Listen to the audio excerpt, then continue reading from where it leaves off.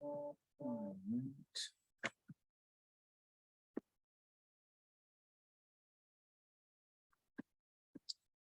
evening, everybody. We are going to give people some time to get started or get in rather into our webinar this evening. But we just wanted to welcome everybody and thank you for joining us for a very special open to the public Neighborhood Leadership Academy class. While we're waiting for people to get on, I just wanted to quickly go over who I am, who Step Up is, and what the Neighborhood Leadership Academy is all about. So my name is Austin Rojas. I'm actually an alumni of the Neighborhood Leadership Academy. I went through the program last year in 2021, and then went on to working here at Step Up Savannah as the community coordinator. And as part of my role here at Step Up, I oversee the Neighborhood Leadership Academy. And the Neighborhood Leadership Academy is Step Up's best way of building grassroots leadership and social capital, people that are leaders on the ground that are pushing for economic justice, economic mobility, and really making sure that our community is one in which everybody has that opportunity to thrive, grow, and succeed. So neighborhood leaders, they apply to get into the program. That's usually in July. And then in the fall each year, so this program started in September this year, we welcome a new cohort of neighborhood leaders who get to hear from some of Savannah's best and brightest over the course of about 14 weeks, learning skills, learning about the history of the city, the historic problems facing the city, and some of the creative solutions that have been tried or maybe yet to be tried to try and combat some of those problems. In just a second here, we'll get started.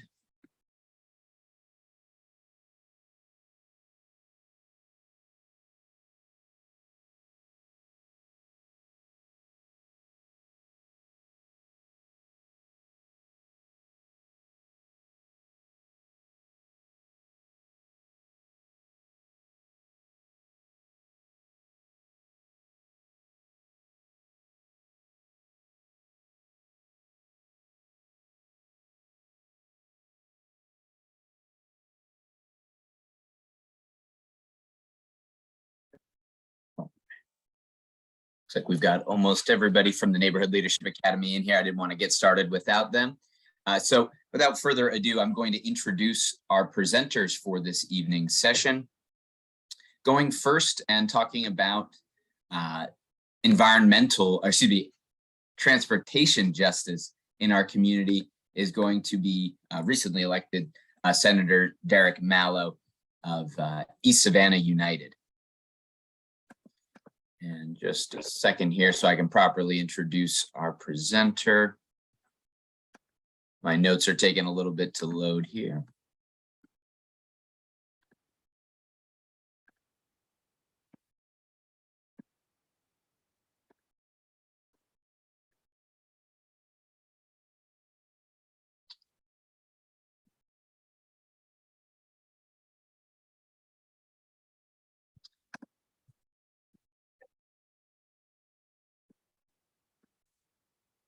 Seems like my notes are taking a little bit to load there.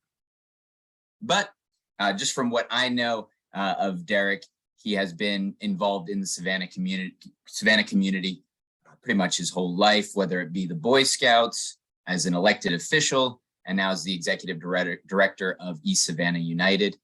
Derek's been working to just improve the lives of everybody in our community here and is going to continue that work going forward, and has dedicated some time this evening to speak with us about transportation justice. So I'll leave it to you, Mr. Mallow.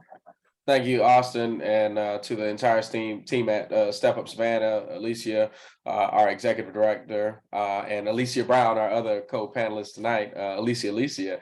Good evening, everybody. I'm State Senator-elect Derek Mallow, executive director of East Savannah United, and I am an advocate for public transportation. I have fought to improve public transportation in a variety of meaningful ways. And so when we talk about transportation justice, what does justice look like? Scripture says justice is a mighty stream of water rolling down that you can feel. And so transportation justice in Chatham County is we have what we call Chatham Area Transit.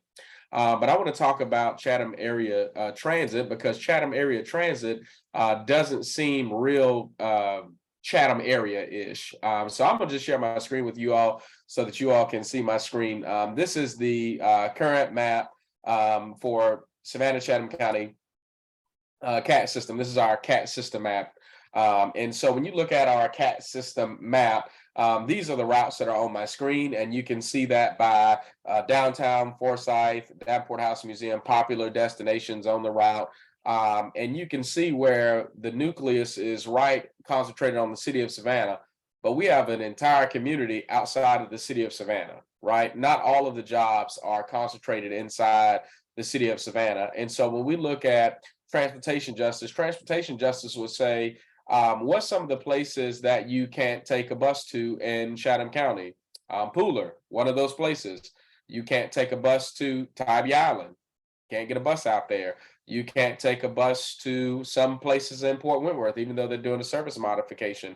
You can't take a bus to Bloomingdale. And so even Thunderbolt, they canceled bus service and opted out as well. So on the backside of Savannah State University, there used to be bus stops. Those bus stops are gone. And so there's one bus that goes over to Whitmarsh Island and one bus that goes to Wilmington Island, and that's it. That's as far as the bus will go. And so recently, because we've had a shortage of operators to operate the buses in our community, as of October 31st, these are the modified schedules. Routes 4, 11, and 20 have been temporarily suspended, with modifications going to the 3B Augusta Ave, the 3 West Chatham, the 4 Bonner is suspended, modifications to the 6 Crosstown, the 10 East Savannah, the 11 Candler suspended, modifications to the 12 Henry, 14 Abercorn, 17 Silk Hope, and by the way, the 20 going to Skidaway Island and Coffee Bluff suspended. The 25 MLK, 27, 28, 29, and 31 have all had service modifications to those buses and those routes. Now you see down here, we've got our Fare Free, Dot Shuttle. They extended to Cloverdale and Historic Carver Village. And then of course you have your ferry service. So I'm gonna stop the screen share so we can kind of have a conversation. I'm gonna come back to how do we get more drivers, and what does the CDL requirements look like in the state of Georgia, and kind of talking about some of these endorsements, passenger school bus, double, triple trailer endorsement, and kind of what that all looks like, because we need to have that conversation of where the workforce is going. So I'm gonna stop the share so we can come back full screen and you all can see me. So let's talk about transportation justice in Savannah. We know that we have a beautiful beach, but it's a travesty that poor and impoverished people don't have access to a car or a vehicle. They can't get to that beach. They can't enjoy some of the public amenities that you and I may think about. Even though it's a state-owned beach, they can't get there because Tybee Island doesn't want a bus coming on Tybee Island. Let's talk about Pooler. Pooler, they need workers and employees, and they're building warehouses, restaurants, and they don't have a workforce to sustain it. Those folks are coming from the city of Savannah and this large municipality to go out there and get those jobs. One of the hardest things to sustain those jobs is transportation. So if they could get to the outlets and that's it, well, healthcare is moving from city of Savannah to Pooler, and ancillary offices opening up as that area becomes more dense and populous. And so without people being able to be connected to jobs and resources through public transportation in a meaningful way, we essentially will perpetuate, in my opinion, the cycle of poverty moving forward, where people who could get to the jobs if they had public transportation could get there. But the problem is they can't get to the jobs because there's no transportation. And I share everyone this baseline story. A gentleman worked for Georgia Pacific at the plant, and the time he had to be to the plant was before the bus started running. Now, because the bus runs early, it doesn't run as early as when they had to get to the plant. And by the way, there was no bus stop close enough to the plant, so you'd almost have to walk a mile to get from the stop in Garden City to International Paper, right, to Union Pacific, to the plant. And in walking that mile, he'd be faced with the elements. So by the time he got to the gate, to go through the gate, to go into the plant, which is hot, he'd already be soaking wet. If he got caught in the rain, he got caught in the cold, whatever, because the bus stop wasn't close enough for him to get to that industrial industry that existed. So he switched to rideshare, and they were paying him an entry-level wage of $22 an hour.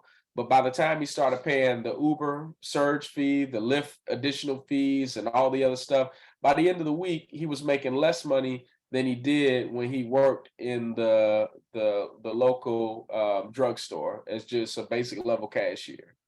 And he thought that he was getting a $22 an hour job, but in reality, he was making less than $10 an hour after all the ride share and all that stuff came out. Because to work at Union Pacific, to work at the plant, Georgia Pacific out there, there's a structure on time. You got to be on time. And so rideshare was sometimes unreliable.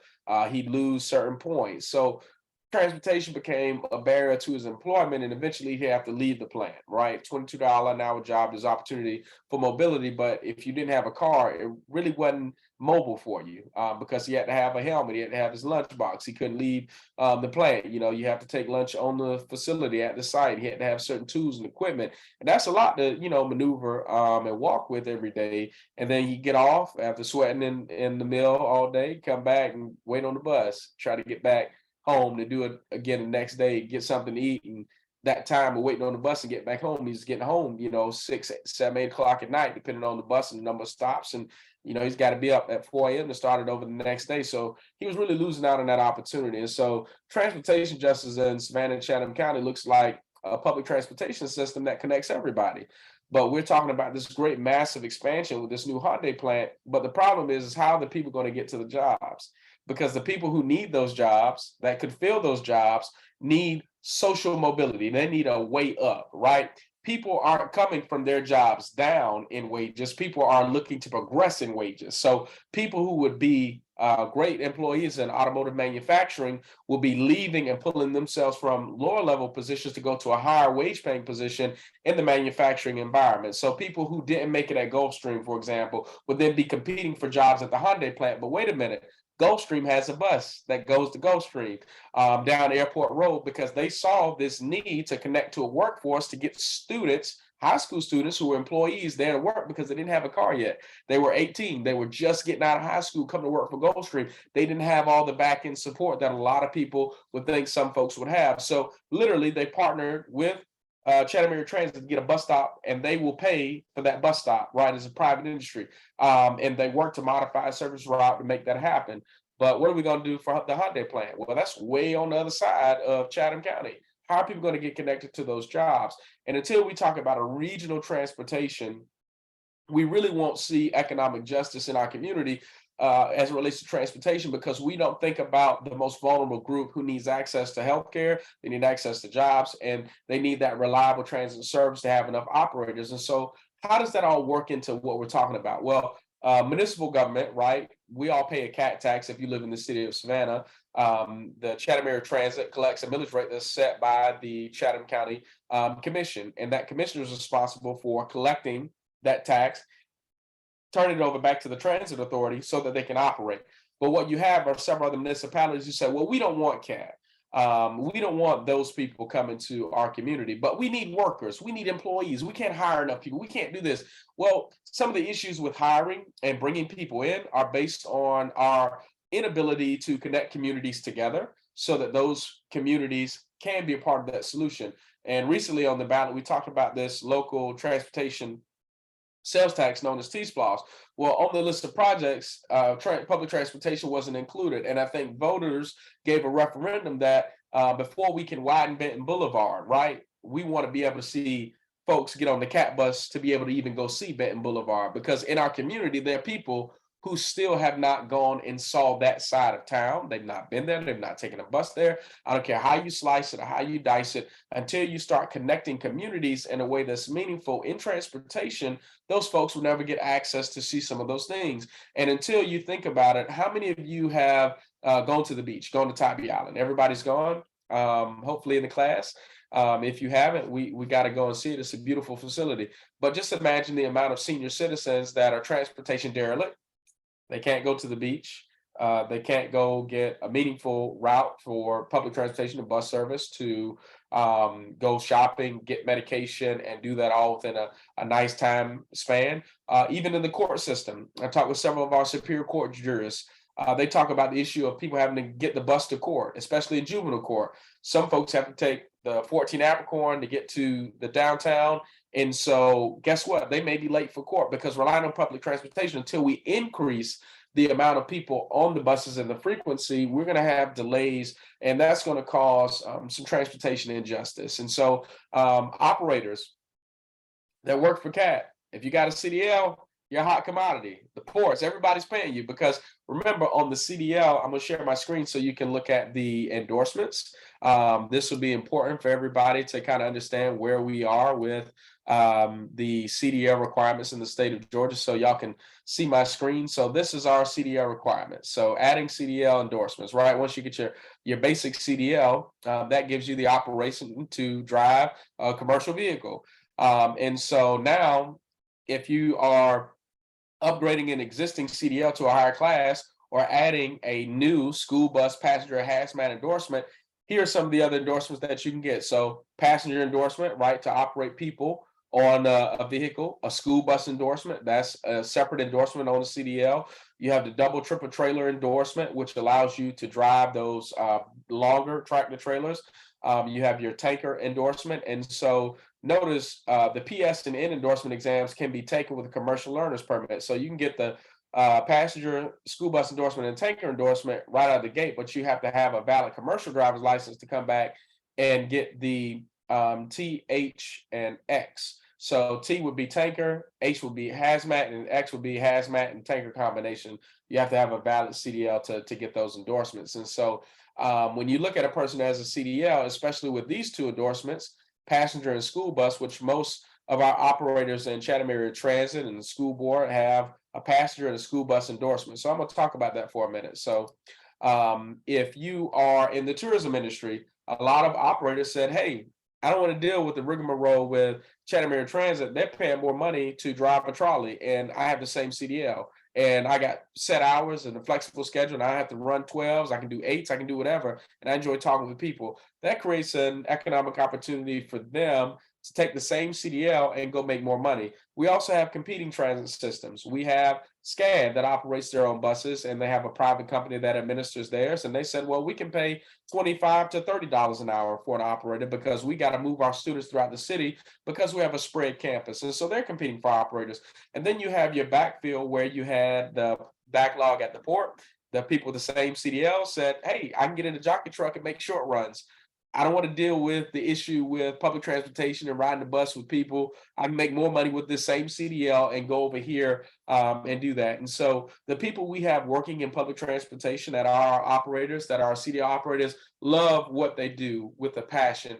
The problem is we've got to make the same investment from the authority standpoint in those operators to show them how much we appreciate them and what they're doing and the service that they're providing, because they can make more money going to do other things. But because of the freedom and the flexibility and what our transit system has meant for the community, we've got to really get back to what that looks like. So I authored legislation to change the board on Chatham Area Transit this past 2 legislative sessions, because I think we have to re-envision what public transportation can be. And the way it's currently structured, municipalities don't really have an incentive to opt in to public transportation because they don't have a seat on the board. So really, they don't have a voice on what they're paying taxes for. So I think that's one of the issues we have to address as it relates to transportation, to look at that legislation and look at how that's compiled and look at how people are appointed to the board to make sure municipalities that do opt in, they do get a seat on the board, they do get a voice if they receive fixed single route service, because we want more inclusivity. But in order to get there, it's going to take a holistic approach, and it's going to take us identifying the needs. And one of the things that Austin quizzed me on when we first talked transportation was talking about fare-free service. We don't collect a large amount in fares, but it is a significant portion of their budget.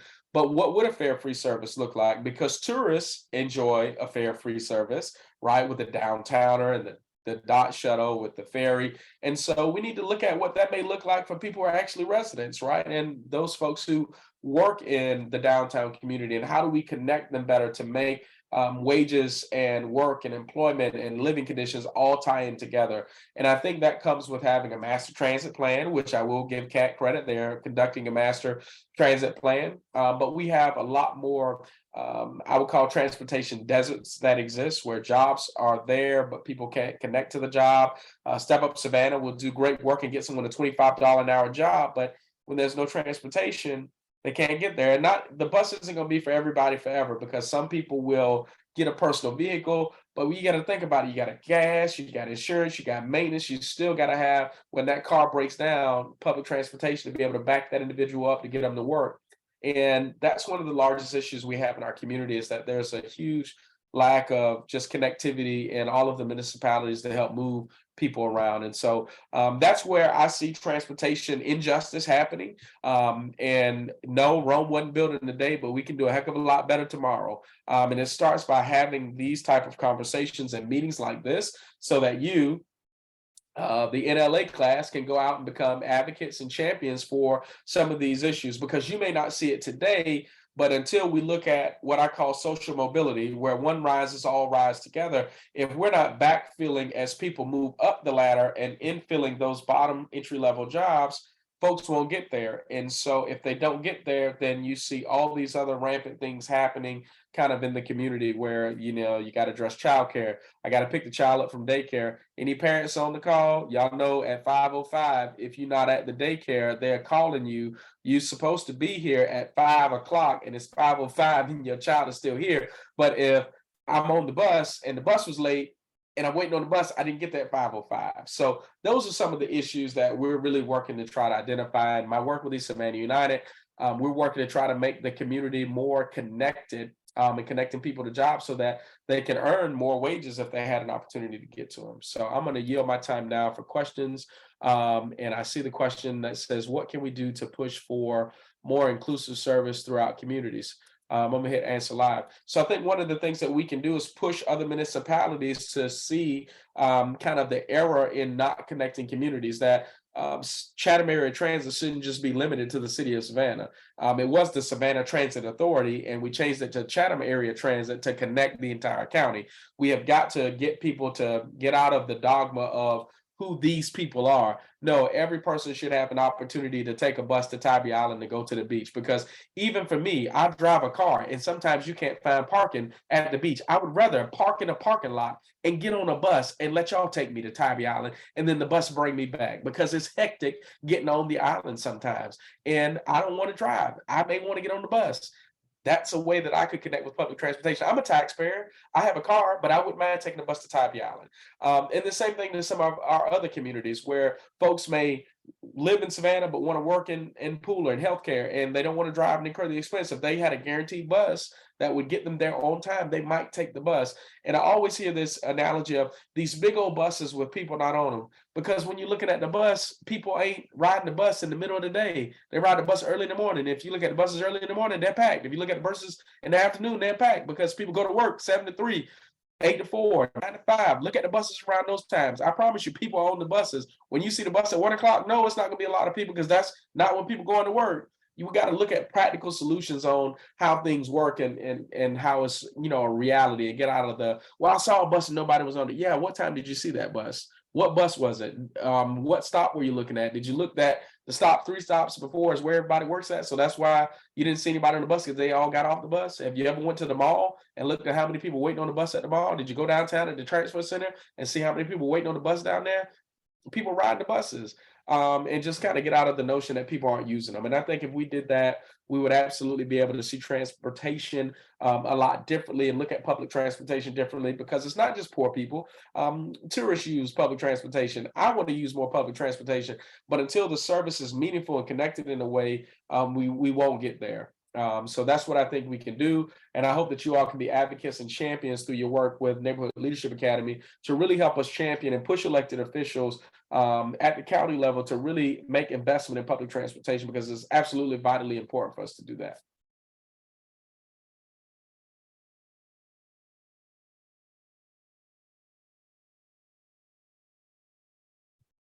And I know it's 6:30, so I'm going to yield the remainder of my time back. I see it's called Park and Ride. Absolutely.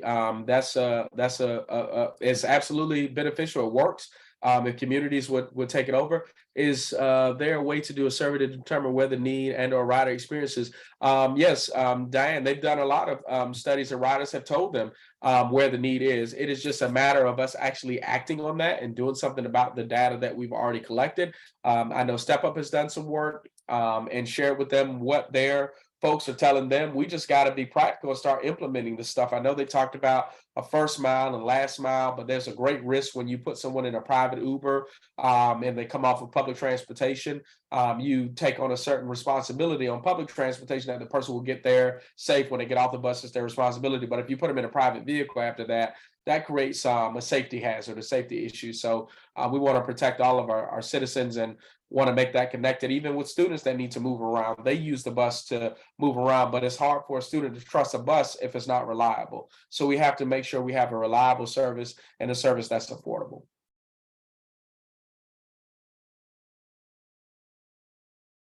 So thank y'all.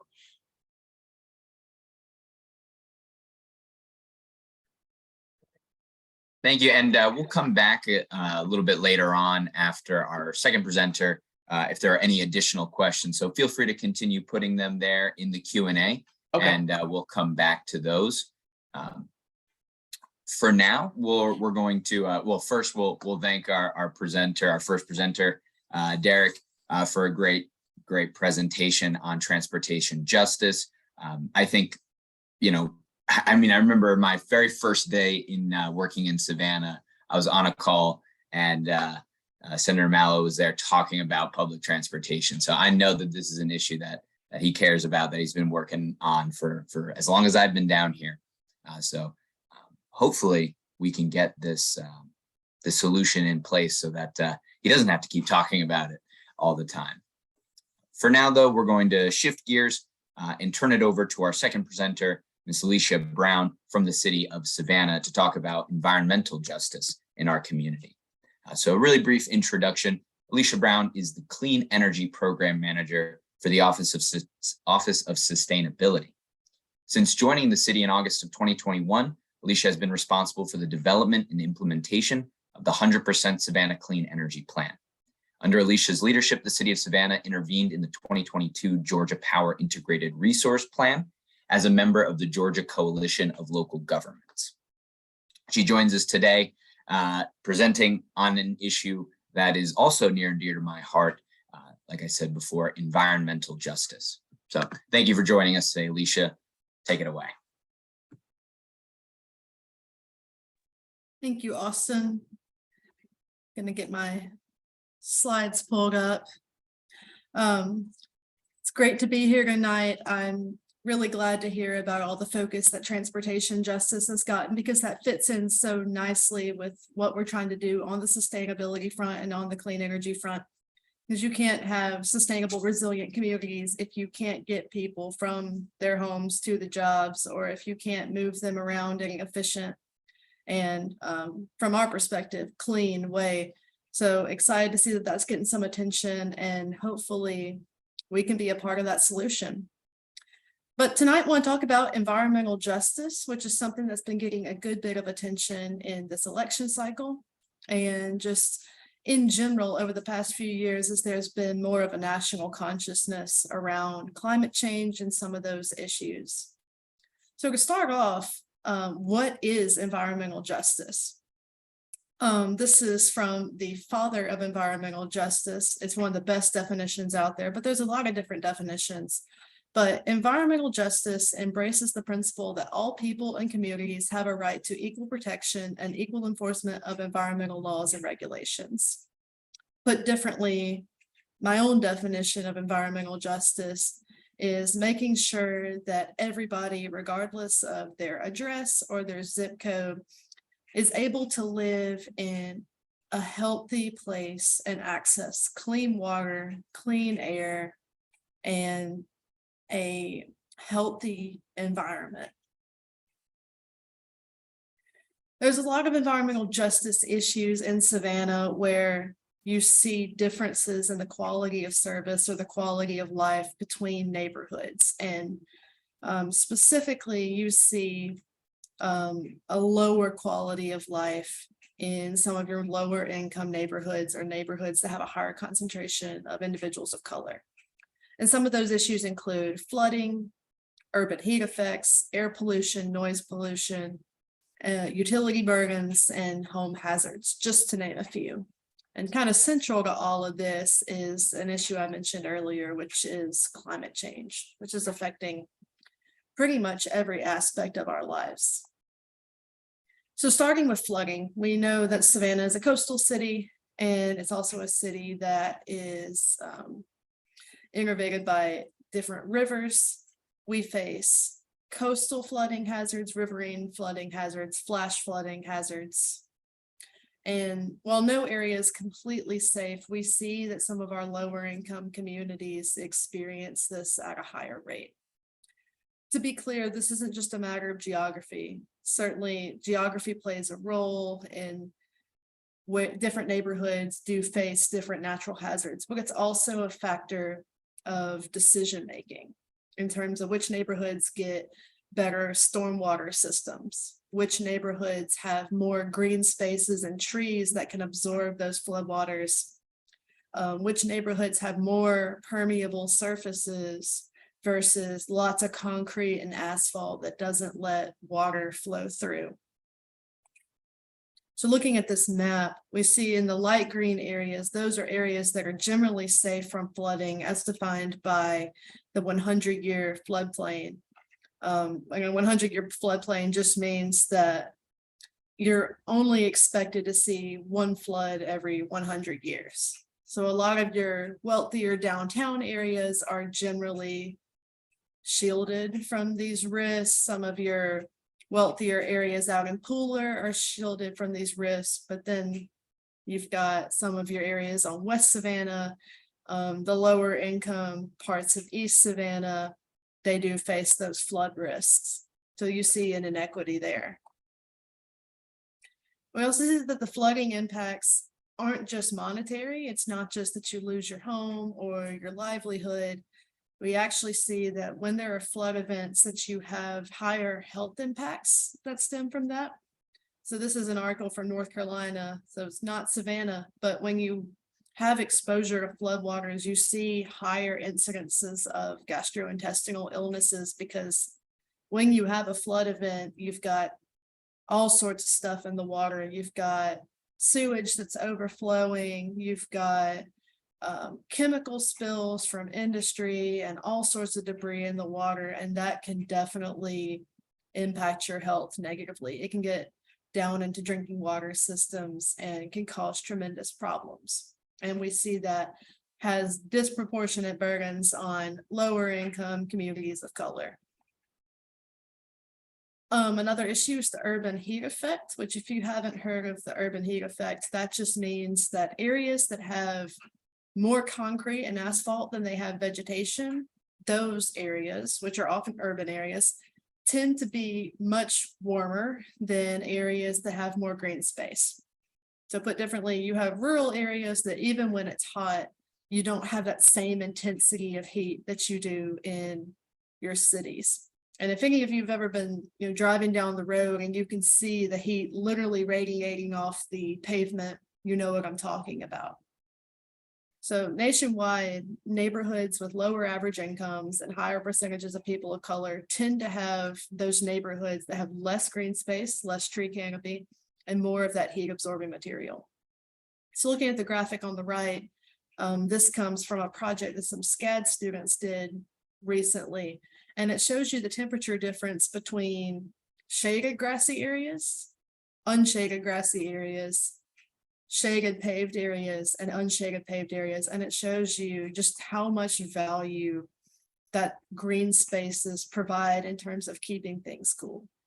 As this is on a hot summer day in Savannah, and the temperature of the lawn and the shade, it's only about 68 degrees. But then you look at the unshaded pavement and you're talking 110 degrees, which is certainly dangerous and a pronounced difference.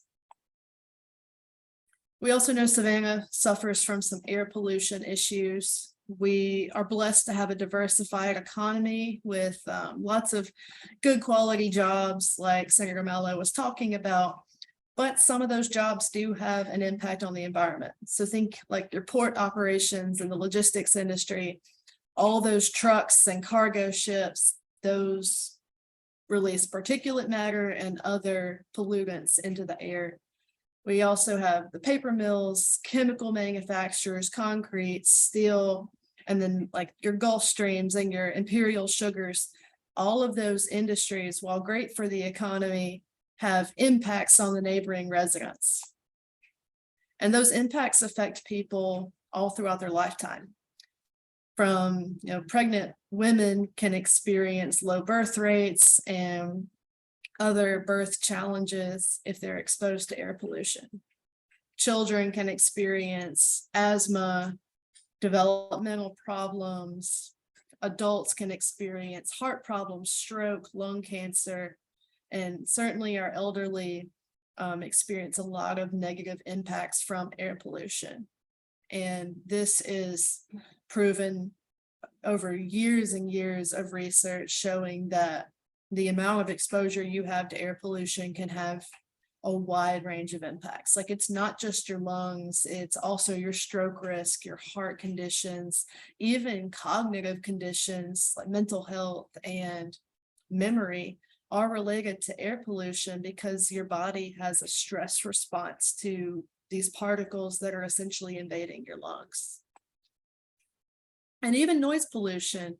If you live, say, in the Hudson Hill area or somewhere else close to the port where you have all that truck traffic, you are going to be experiencing a lot of noise. And sometimes we think of noise as simply an inconvenience.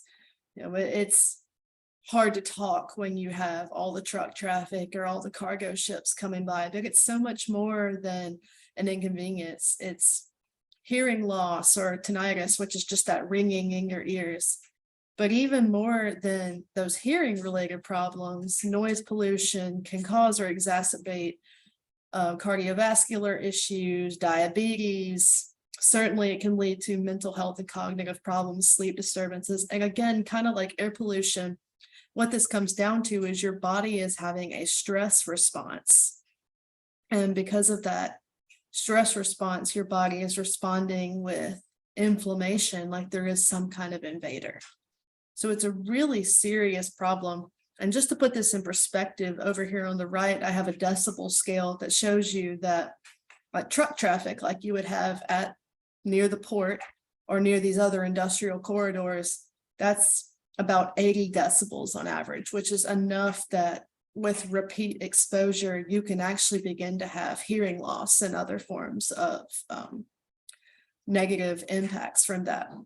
And then when we get up there thinking about things like, jet engines and sirens, like you're going to have like some of those at some of these industrial sites or something similar in scale.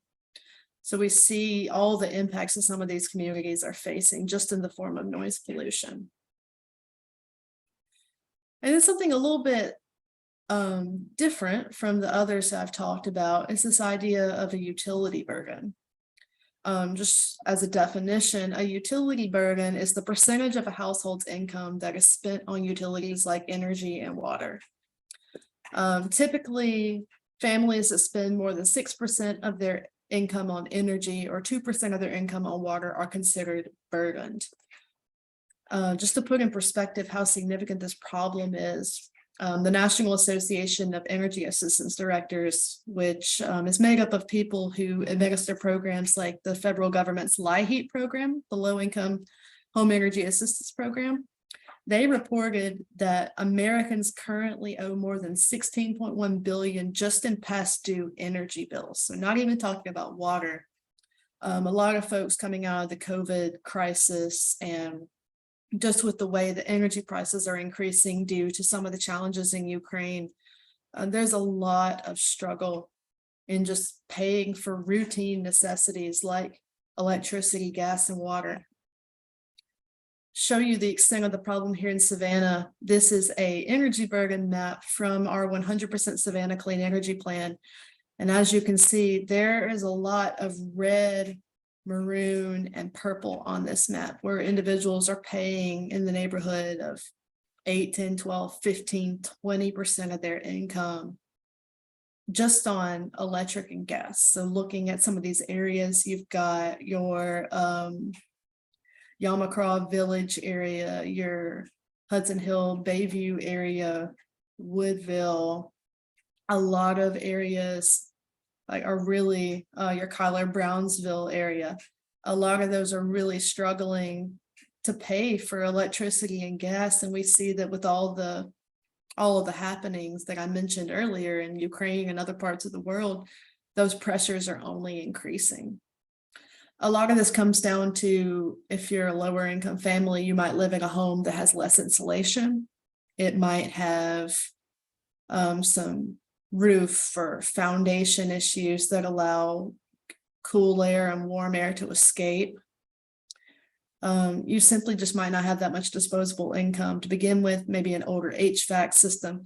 There's a lot of reasons why individuals have high energy burdens, but that is a serious problem, because if you're spending 20% of your income on energy, you have much less to spend on transportation, food, medicine, certainly any efforts to gain additional education or skills to improve your situation.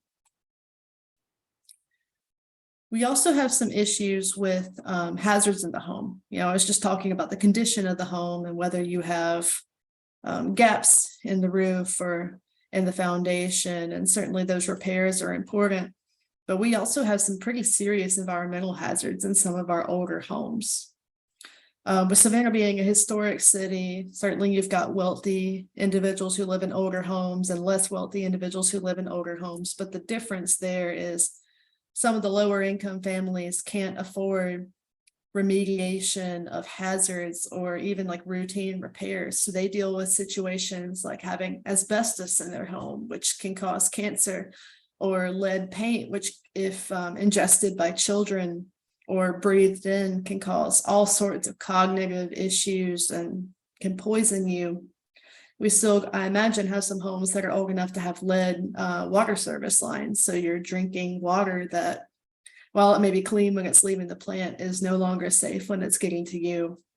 And issues like radon, which it naturally occurs in the ground, but if you have a foundation that has any kind of cracks, that can leach into your home, and it is radioactive and can be quite harmful.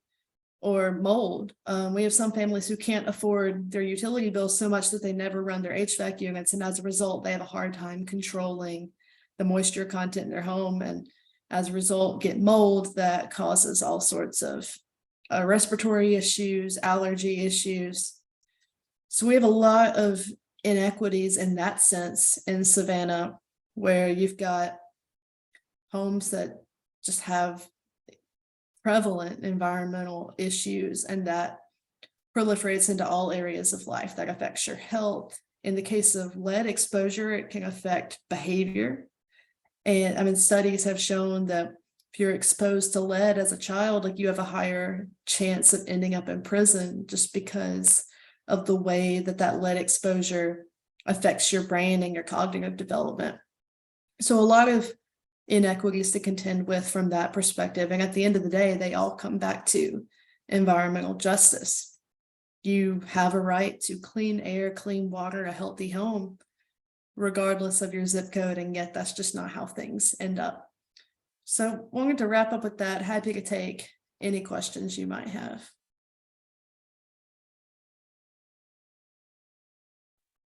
Thank you very much for that presentation. I see that there are some questions in the chat, but since I have the mic, I just wanted to jump in with a question for both of you, actually, and to think of, are there any places that we can maybe look towards that are righting these injustices in maybe a way that we could do here in Savannah? So whether that be making sure that people get to where they need to go, wherever that is, or places that are remedying these long-standing health injustices regarding the lived environment.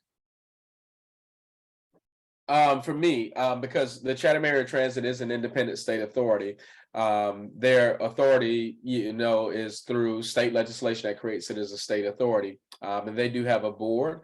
I would encourage advocacy, right? And so where I sit as a legislator, I have the opportunity to be a legislator and an advocate. But it's hard to do both, because where public policy intertwines with public discourse, there sometimes can be a disconnect in the method. But what you all have right now is a policy and a platform of advocacy. And in the spirit of advocacy, I would encourage you all to, as a group, collectively, reach out to that board, let them know the issues that are facing citizens.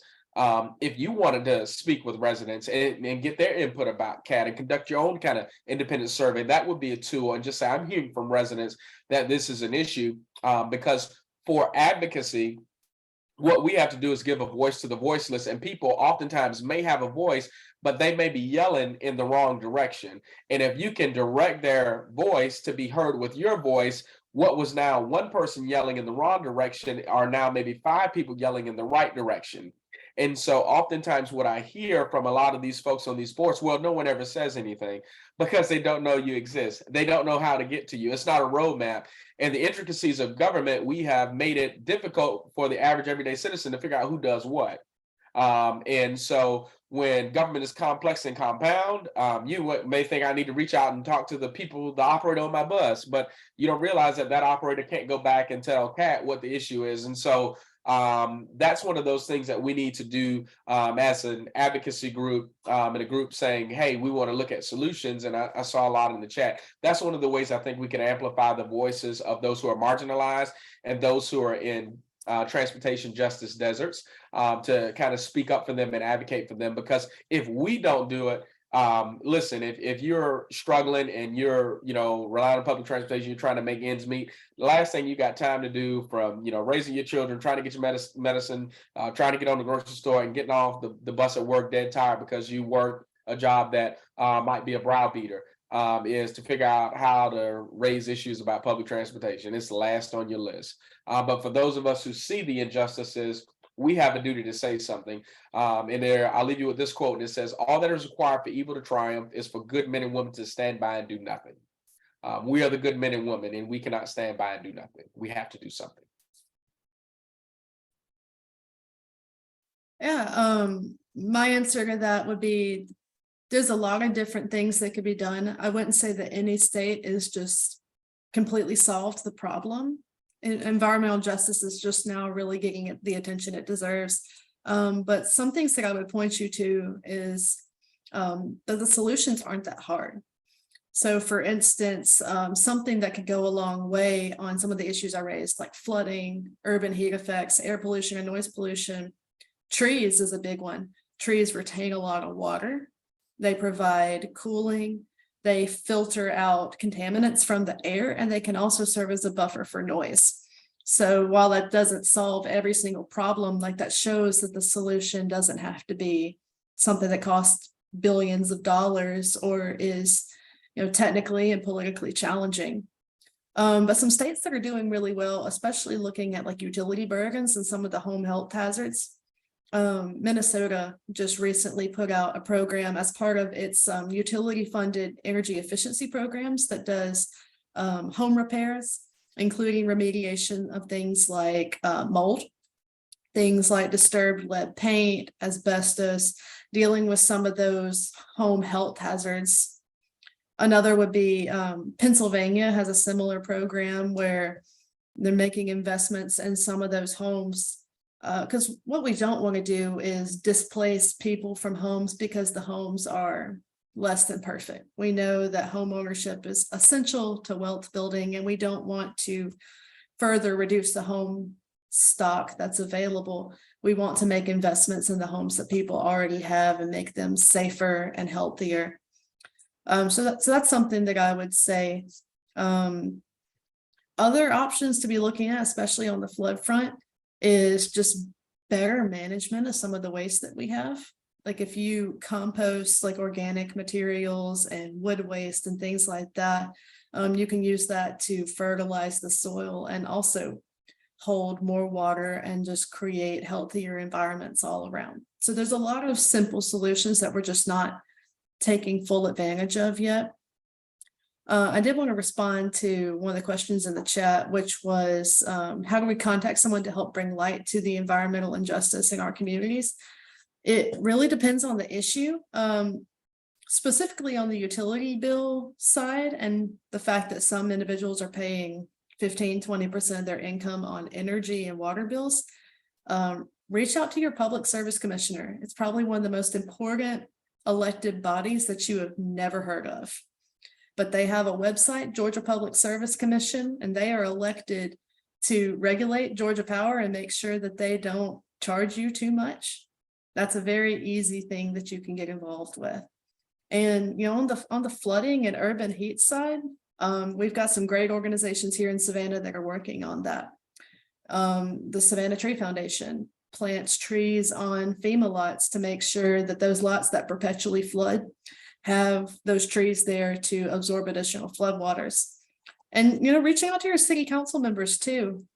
They want to hear from you about some of the challenges in your communities, and they have a lot of issues to be thinking about. So if they don't hear someone talking about flooding or urban heat or air pollution or noise pollution, it's going to get lost in all the other important issues because there are so many.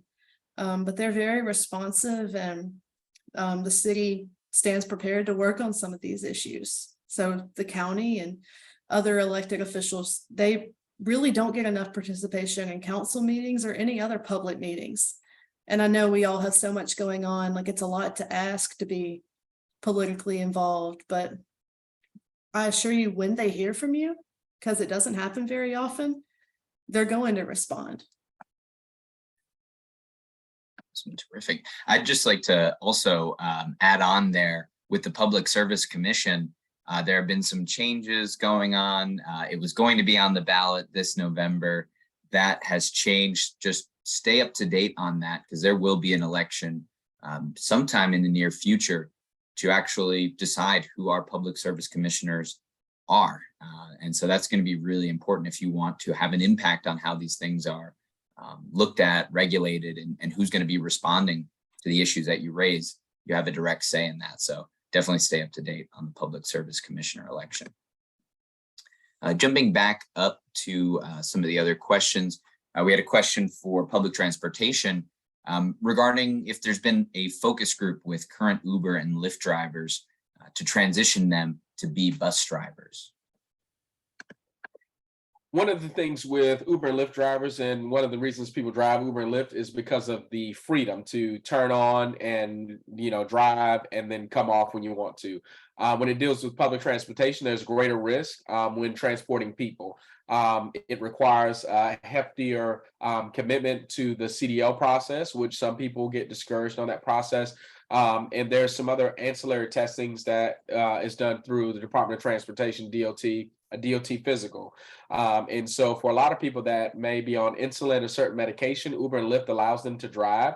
But if you are a diabetic and take insulin by syringe, you cannot have a passenger endorsement or a school bus endorsement because you require insulin, so you won't pass the DOT physical. And that DOT physical is pretty intense and rigorous for those who operate passenger buses. And so that's one of the reasons you don't see a lot of people transitioning out of the Uber rideshare space, is because of that freedom and flexibility that they have there. And then it looks like we have a question that maybe might be actually for both here. Are the new manufacturing of electric cars playing a negative role on the climate, or if not, will it in the future? Yeah, that's an excellent question. And the answer is that pretty much anything we do as human beings has impacts on the planet. Something that I hear a lot from individuals who aren't particularly concerned about the climate is, oh, we shouldn't transition to electric cars because they have environmental impacts. And it's true, like electric cars use rare earth minerals that, the mining of them can have its impacts. Certainly they take energy to produce, just like any other car takes energy to produce. So the answer is that electric cars do have some kind of impact, but compared to the impacts that fossil fuel vehicles have, they are still very much a step in the right direction. As even on a life cycle basis, when you account for the mining, the manufacturing, the distribution, and the use of the car, regardless of what kind of electric grid it charges from, and regardless of the mix of the energy that powers the charging, electric vehicles are still environmentally preferable. But that doesn't mean that we can't continue to make them more sustainable by using less of those rare earth minerals that are damaging to the environment when you mine them, or that rely on child labor like we see with some of the cobalt that's used. So there's going to be a lot of work to make them even better for the environment. But the answer is there's still an improvement and should absolutely be pursued. And I will just answer to the perspective of the manufacturing of new electric vehicles. And I will talk about, if you see that we have a transportation injustice happening, imagine the injustice that will show up with electric vehicles. Until the average lower income citizen can afford electric vehicles, we will not see a platform of equity, because people who live in communities where they're challenged right now with power, they have an energy inefficient home, they're losing energy to heat and cool their home in the summer and the winter times, they're paying astronomical power bills. How are they going to plug up a car to charge a vehicle? And then when you see the public charging stations and how those will be monopolized by first come first serve, by the time you got there, it's not going to be equitable. The state infrastructure for electric vehicles doesn't exist. So if you're outside of Atlanta, you're coming down the stretch between 16, once you hit the dead spot after Meta, coming into Savannah, there's no gas stations that have charging stations. So there has to be investment to make that accessible, so that as people move through this network and navigation, that it could be affordable. And so when you think about it, until the average cost can be for the lowest level citizen, it's still going to be an opportunity where we could do a lot better. Where if folks who are at the basic level of transportation cannot afford the electric vehicle, then it would have a negative impact on us societally, because those people wouldn't be able to afford it. It would create a have and have nots. And so as we say, get away from fossil fuels because we got our nice electric cars. For the people who can't afford the electric car because they can't even plug it in and charge it, you say, well, too bad, you should have planned better, right? And you see how that creates that stigma in the electric vehicle space that we unintentionally will create, because we're not paying attention to the cost factors, environmental factors, and housing conditions of where people live. I'm definitely glad that was brought up, because that's been a concern for the Office of Sustainability as well, is thinking about, electric vehicles on the whole, they require less maintenance, they cost less to fuel. How do we bring those savings to the lowest income families who may already struggle to afford gas powered cars? So some things that we're looking at, one would be EV car shares at community centers, and the Office of Sustainability actually has a grant that we will be hearing about in December that would put an electric vehicle that could be reserved either inside the community center, like in person or via phone or via a smartphone app. You reserve it, you use it to go to the grocery store or the doctor or some of those places that you struggle to get to now. We plan to have chargers at the community center so that individuals aren't stuck trying to charge at home where they're already struggling to afford power. We want to make sure that EVs are as equitable as possible. And I'm really excited to see that, you've got your Hyundais, you've got your Kias, some of the GMs really leaning in hard on affordable EVs. I'm excited to see that we're moving away from like the Tesla Model S and the Mustang Mach-E towards more affordable EV models. But in the meantime, really focusing on shared electric transportation, whether that's EV car shares or electric buses that will hopefully make the riding experience even better, even more affordable, because I'm sure Kat, like everyone else, is struggling with the cost of diesel right now.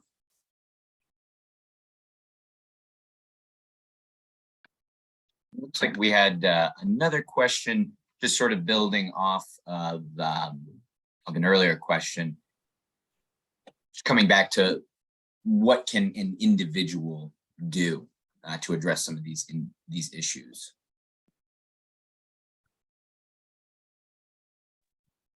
I just go back to advocacy. To address some of these issues and bring light to them requires everyone to say something and to galvanize and talk with other like-minded people to raise the issue, so to speak, to talk about what we're seeing and what we need. Because if all the information stays with Austin, me, and Alicia, then we all just have the information, and the broader sense of the electorate don't quite feel the push. I think being a politician, and that's not a bad word, you all can push me to do more, but I need your help to push others to do even more, because I realize the issue, but I become, so to speak, the the penny in the well that just keep going around and around, and I'm by myself. So the more people who are talking about these issues and making a claim and stating this is an issue and advocating for the most vulnerable and people who really need these opportunities, that's really how we create some systemic change. When you look at from the civil rights movement all the way to where we are now, it started off with a group of people who were advocating. The crowd got bigger. Other people joined in, and we created some real change. And that's what we have to do in order to get where we need to be. The last speech that Dr. King gave going to Memphis was for sanitation workers. We forget it was for workforce. It was for better treatment of sanitation workers in Memphis, Tennessee. He was literally fighting for better treatment of sanitation workers. It wasn't civil rights, it was for sanitation workers. And when we think about that in the spirit of advocacy, everybody's like, sanitation workers. Yes, they had unfair, unsafe conditions moving refuse, and some still do today. So we've got to advocate for those people who need us to bring a voice to what they're doing. Because when you think about the trash man, who really thinks about what the trash man or woman does, right? Because we don't pick up trash. But until you see the conditions that they're facing on the trash truck, then you say, oh, this is a big issue. But everybody knows what? We don't want trash at the house. We don't want the trash cans running over. So we have to identify with their struggle, work to help advocate for them, because we don't want to become the trash man and woman, right? And so if you don't want to get in that space of that work, then create a safer environment for those people who do want to do that job to do it effectively and safely. And that's how we do it. Yeah, I would absolutely second that, because the issues that get funded and the issues that get attention are those that the most people are talking about. So, I mean, the average person isn't sitting here thinking like, maybe I should encourage the city to enforce its noise ordinance, or maybe I should call my public service commissioner about this Georgia Power rate increase, or, maybe I should encourage the city to have more permeable pavement so that water can sink back into the water table instead of flooding people's houses. So absolutely reaching out to different elected officials and being a part of the nonprofit organizations in Savannah that are advocating for these kinds of things. You don't have to go out and be an expert on your own. There's groups that are doing excellent work already. I'd plug the Harambe House and Citizens for Environmental Justice. They have been doing great work, I mean, since before I was born, and would absolutely appreciate any support that you could have. Climate Reality Project is always a good organization to be a part of, but just getting involved. And then on an individual level, especially on the utility bill side, if you're struggling to pay your utility bill, you are currently paying on your Georgia Power bill for energy efficiency programs. And if you don't sign up and take advantage of those, some of them are free if you're lower or moderate income. If you don't sign up for those, you're paying for other people to have more comfortable homes and more affordable energy bills. You need to sign up and take advantage of that. And there's also federal programs like the Weatherization Assistance Program, the Low Income Home Energy Assistance Program. Those are paid for by your tax dollars and other people's tax dollars. And if you're not taking advantage of that, someone else will. They're always quite popular programs. But when you see resource fairs in the community, and there are quite a number of them, show up and get some information. You'd be surprised what resources are out there that just might not be getting the attention that they deserve. Absolutely. And I'm glad you said that, you don't need to be an expert on these issues to get involved. I think one of the biggest things that I know personally keeps me sometimes from getting out there and talking about it is the fear that I don't know everything about it, or I don't even know what I don't know about it. So just for the people that might be there like me that want to learn more, to empower themselves with knowledge, to go and talk about this, where would both of you recommend maybe resources or place that people can go to access more information, learn more about these issues?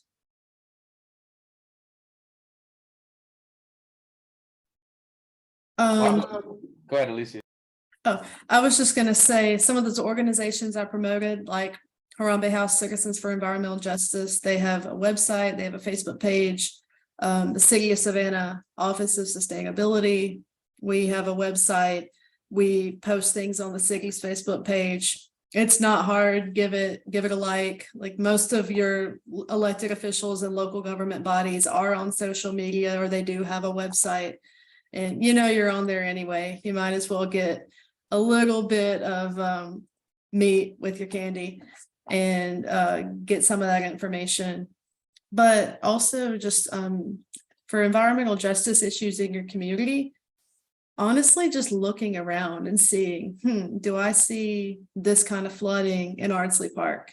Do I see these kind of issues with unshaded playgrounds or playgrounds that don't have electricity and water? Like, you can tell the differences between neighborhoods around Savannah, like your lower income neighborhoods, your neighborhoods with more people of color. It's not hard to see the difference. So if you see something, say something. You don't have to be an expert. You don't have to explain why. Just say, this neighborhood's flooding and nothing's being done about it. Or this neighborhood is just baking and nothing's being done about it.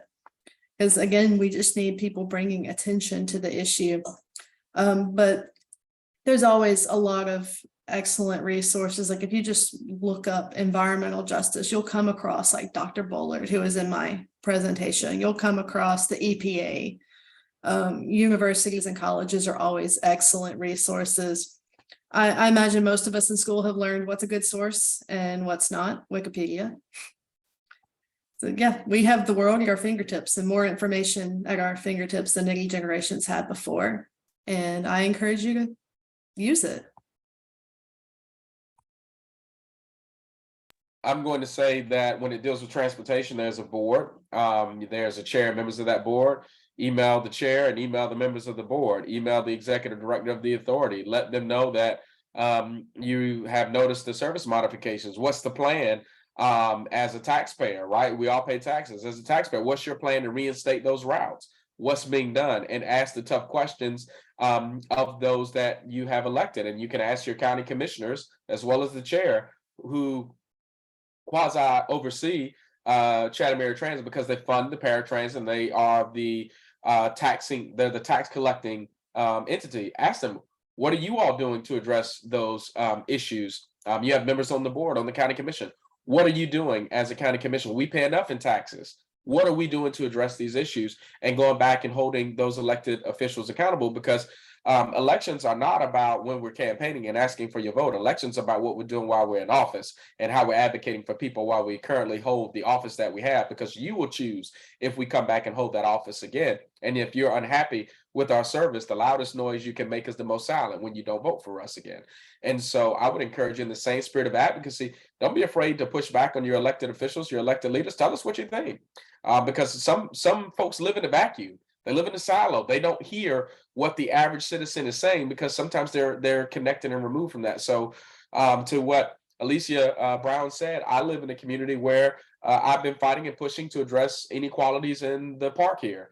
Our park compared to Forsyth Park, two different parks, but we're right outside of the historic district. And so I'm advocating for my public park as a state official, but I look at what the kids in my neighborhood are dealing with. And so if you go through a neighborhood and you don't see it, call somebody, write an email, follow up, be attentive to it, put it in a letter format. We don't just write everything on social media. Send an official letter to the city manager and copy all of the elected officials. They'll get the letter and let them know what your issue is. Don't be afraid of just sending an email. Sometimes you got to put a letter in the mail too. But we have to get back to some of those tactics, I will say, that people say are outdated and antiquated.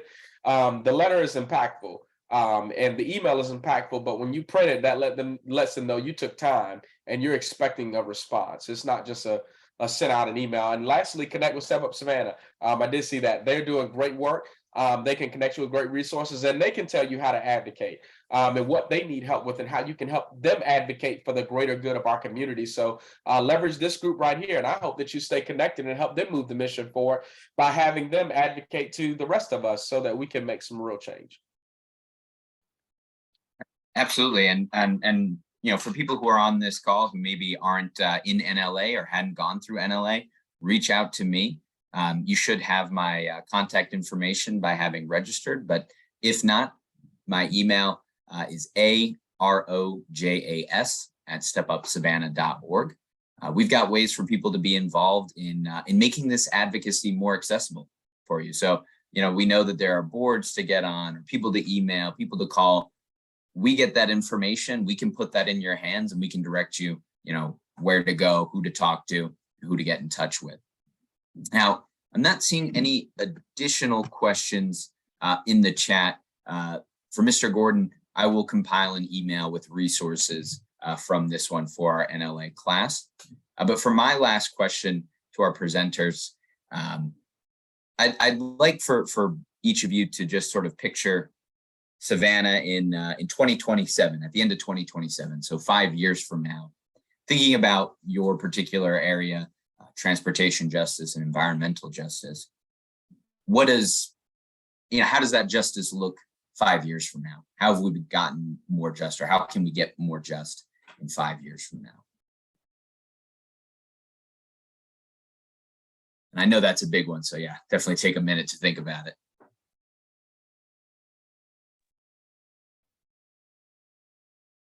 Speaking kind of on the environmental justice side of things, the city of Savannah has very ambitious clean energy goals. We want to be 100% renewable by 2035, community-wide, not just city operations, but every home, every business.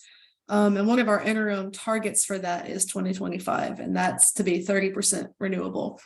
So definitely looking to see cleaner air in terms of where our energy comes from. We're trying our best to make rooftop solar accessible to everyone, to get more people signed up for those Georgia Power energy efficiency programs that they're already paying for. And also on the transportation side, we're really trying to make sure that when the federal government puts money on the table for the school district or for CAT or for electric vehicles, that those funds are being spent equitably. So Senator Mello was talking about the long stretch of I-16 where there's not even a gas station, much less electric vehicle chargers. We're trying to get involved in those processes to make sure that there are going to be electric vehicle chargers in those spaces, and that more importantly, we've got programs to make sure that individuals who are offered a $22 job are able to afford an EV so that they can get to those locations and save on these somewhat historically high gas prices that we're experiencing. So I'm imagining a world where we are investing in clean transportation, clean energy, healthy homes, with a very specific emphasis on those who in many cases get tokenized. It's like we all want to talk about lower income people of color, but what does that actually lead to in terms of how we spend our money and the policies we put in place? I want to see that actually change. And I think as like a younger generation of leadership steps up and takes charge, that hopefully that will change. We're seeing less climate denialism. We're seeing more of an emphasis on, it's not just about me, it's about us. And I want to see that get stronger and stronger. So if you didn't vote, be prepared to vote in the runoff, because these kinds of things are important. We need everybody to step up and show out and have their voice heard.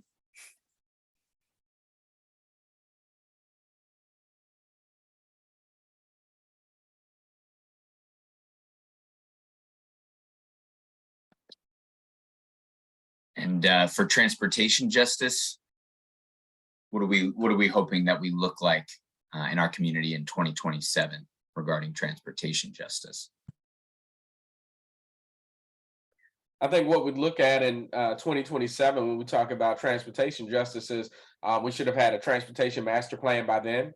The state has already made investment in a public transportation fund through HB 511, where we collect an Uber and Lyft fee that's supposed to go back into public transportation.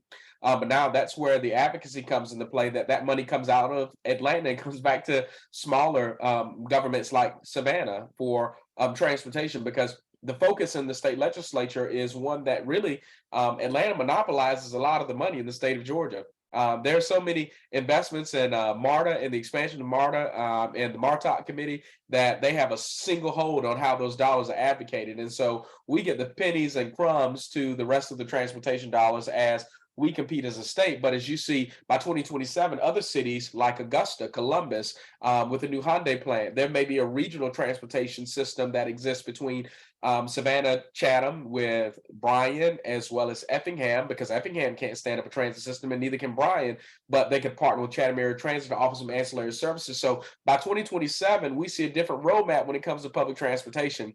Also, the I-16, I-75 corridor with investments in EV coming, there will be a change in how transportation is conducted with the investment in rail. You're going to see a change in how products and cargo are moved, and not maybe on so much 18-wheelers, tractor trailers, but back on more high demand on rail. And then we're going to also start looking at the usage of rail. And so all of that creates the 2027 idea of, okay, what does public transportation now look like as we get to move people rapidly in Megabus and Rapid Bus?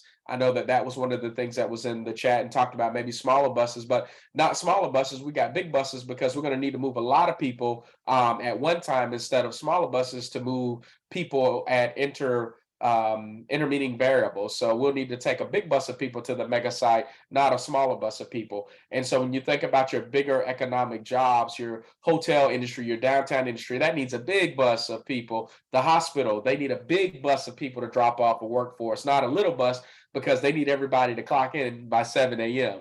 And so that's one of those issues. So by 2027, transportation justice, hopefully in Chatham County, looks a lot different. It looks like we've made some investment and some improvement. And by God, I hope that we have connected communities so that people who are impoverished don't die without having access to a public beach, right? That's the very simple thing. But if you can think about for mental health and well-being, just walking on the beach and just hearing the ocean and the crashing of the waves, just to put your feet in the water, if it can restore your soul as an average citizen, imagine the most poorest, most vulnerable person not having an access to that resource because they don't have a car and can't drive over 2 big bridges to get there. Until we can connect communities in that way, we won't ever achieve justice. And justice is sometimes slow. We have to bend the moral arc to make justice happen. But as Dr. King said, we're all wrapped together in a single garment of destiny. And my destiny and your destiny and the most vulnerable person in our community, all of our destinies are wrapped together. Whether we believe it or not, we have a chance to make a difference. And yeah, there was that question in the chat there about a high-speed rail. I don't know about by 2027, but maybe someday. And we've got another question in the chat there. Is Georgia looking at what other nations are doing in fighting against climate, especially in the Caribbean? Yeah, I mean, we're certainly paying attention to everybody that's leading on the climate.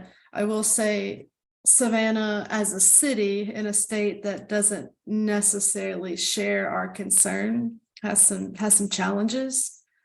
Where a lot of states are trying to preempt what cities are trying to do. And we've seen that in Georgia with, there was a House bill a couple of years ago that preempted bans on natural gas and other forms of fossil fuels.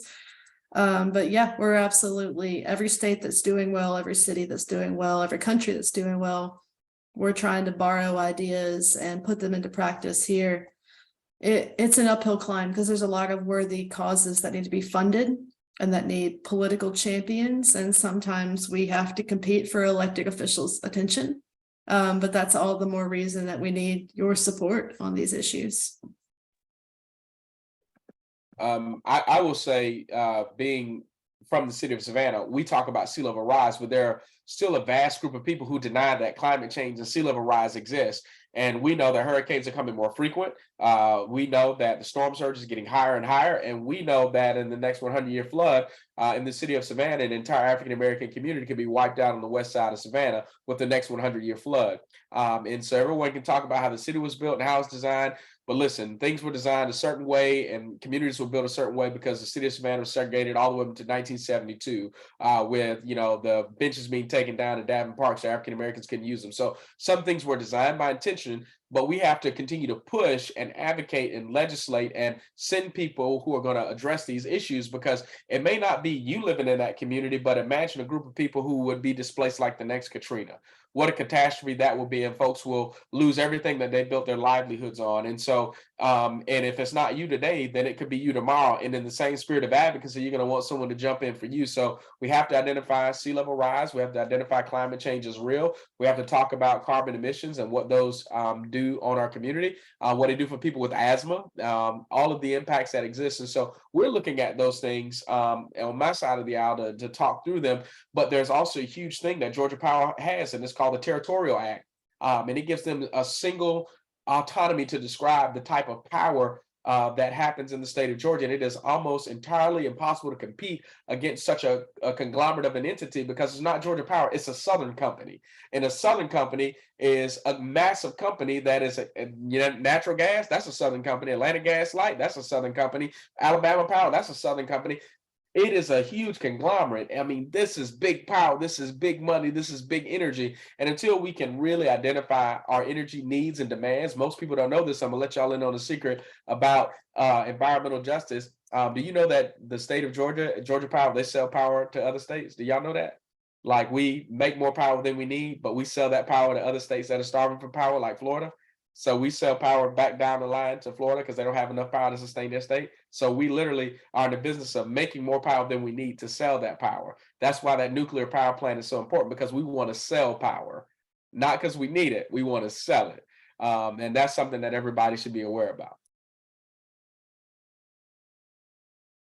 Yeah, I agree with everything he's saying about Southern Company. They are certainly a force to be reckoned with.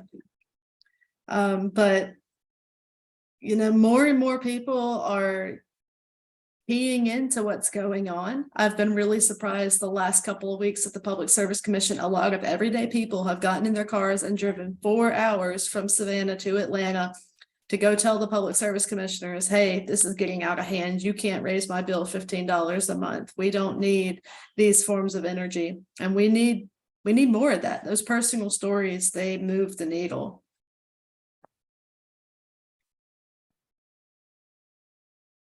Absolutely. I think, the thing that keeps coming back is, just that we have 2 exceptional presenters tonight, but for those of us that are watching, they need us behind them. One person making this case can only go so far, but if they have all, 19, 20 of us on the call behind them every time they're making these arguments or making this case, it's going to be a lot stronger, and it's going to go a lot further, and it's going to get us to the places that we want to be. Looks like we do have one more question, actually. Loving the questions. So we'll read this one out. I remember hearing that the nuclear plant was off schedule and harming people. Have those problems been rectified? No. No, so the plant is incredibly behind schedule, incredibly over budget. I'm not entirely sure about the harming people side of things. I mean, to my knowledge, there hasn't been like any major safety issues or anything like that. But I mean, the harm is that it's going to be $30 billion when all is said and done. And that's going to be reflected on your power bill. And a lot of it's not even for this state. That's exactly right. Like, a lot of it is being sold. And again, accountability is important. And if we don't hold our Public Service Commission accountable for these cost overruns and these decisions, they're going to continue to do risky projects. They're not going to go with things like solar storage that we know are reliable. We're going to build a lot more gas, and in fact, that's what's happening. And we're going to go with nuclear plants that are behind schedule and over budget with no consequences.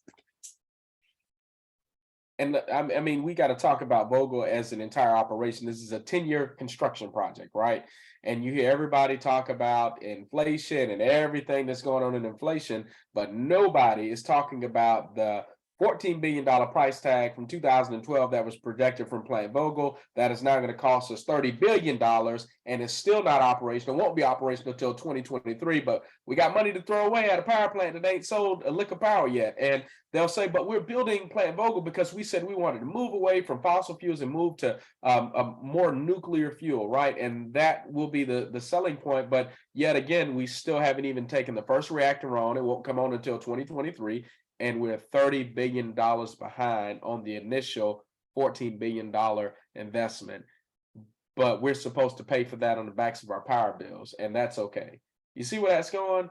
You see the logic on that? That doesn't make sense. And so I will tell you, be careful of politicians that only want to craft a one-sided message about one issue, and they want to sweep this other issue on the back of the rug because this is a Southern company. This is big energy, big power, and big money, because most of the energy produced at this nuclear power plant will go to propel and power other cities.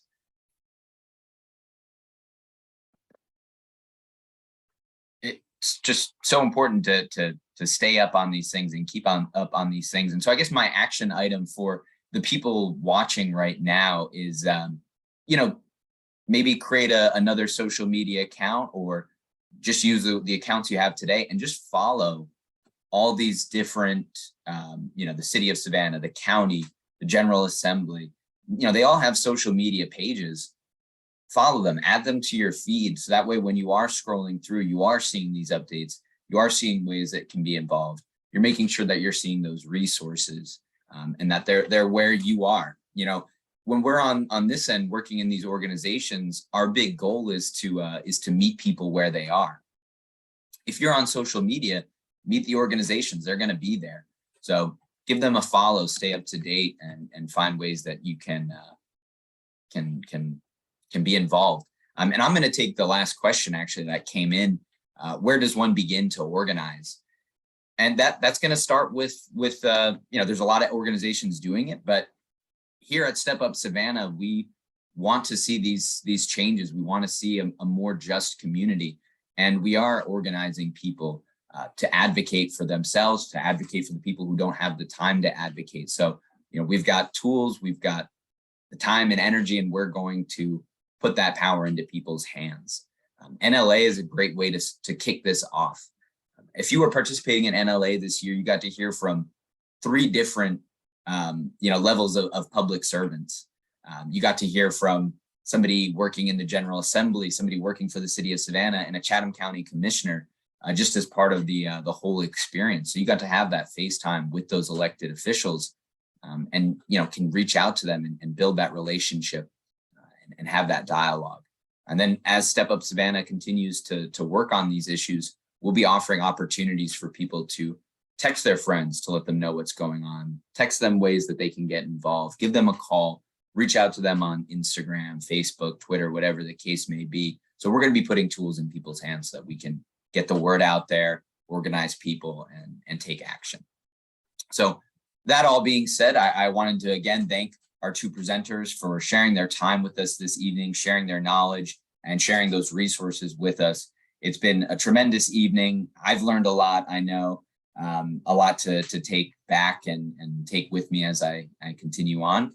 And I know the same is true for our neighborhood leaders this year, who are working right now on developing new solutions to some problems, both old and new in our community. So thank you everyone again for being here, for our attendees and webinar, and folks on Facebook. Thank you for joining us there. And stay involved, stay up to date, and stay connected with all the folks here on the call.